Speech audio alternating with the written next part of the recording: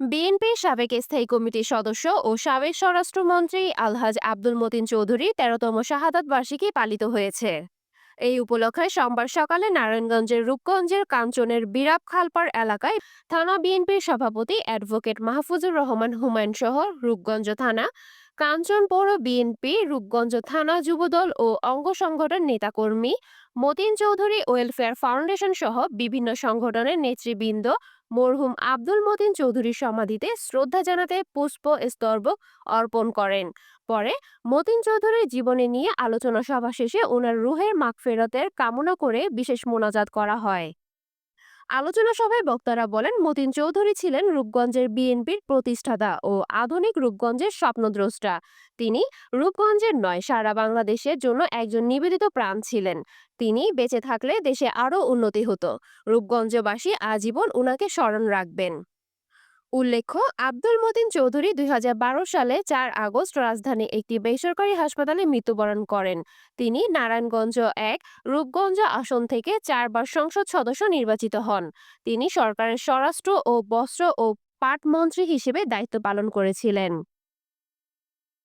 আব্দুল মতিন চৌধুরী বাংলাদেশ জাতীয়তাবাদী দলের প্রতিষ্ঠা যারা করেছেন, ওই প্রতিষ্ঠাকালীন কয়েকজনের মধ্যে অন্যতম সদস্য ছিলেন। রূপগঞ্জের ঘরে ঘরে উনি ঘুরে আজকে যে সবচেয়ে জনপ্রিয় দল রূপগঞ্জ থানা বিএনপি, এই বিএনপি উনি প্রতিষ্ঠা করেছেন কয়েকজন নেতাকে নিয়ে। এই পূর্বাচল উপশহর মতিন চৌধুরী করেছিলেন। এই গাজীর নামে উনি ৩০০ প্লট আছে। এখানে শরাফত ভাই উপস্থিত আছেন, উনি বলতে পারবেন যে মতিন চৌধুরী নামে কয়শো প্লট ছিল এখানে। আছে কোনো প্লট ছিল? মতিন চৌধুরী ১৪ গোষ্ঠীর নামে কোনো প্লট ছিল না, ঠিক কিনা ভাইরা? আমাদেরকে সকলকে বিএনপি শিখিয়েছেন যে মহান নেতা তিনি হলেন আব্দুল মতিন চৌধুরী, যার হাত ধরে আমরা বিএনপিতে এসেছি।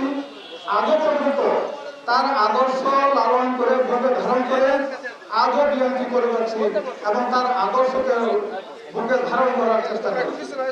আব্দুল মতিন চৌধুরী আমাদের মধ্যে নাই। বর্তমানে আমরা যার পিছনে রাজনীতি করছি উনি হচ্ছেন মুস্তাফিজুর রহমান সাহেব। আপনারা জানেন সেম আব্দুল মতিন চৌধুরীর মতো একটা লোক পেয়েছি আমরা। ওনার চরিত্রের মধ্যে কোনো দাগ নাই, ওনার কোনো কলঙ্ক নাই।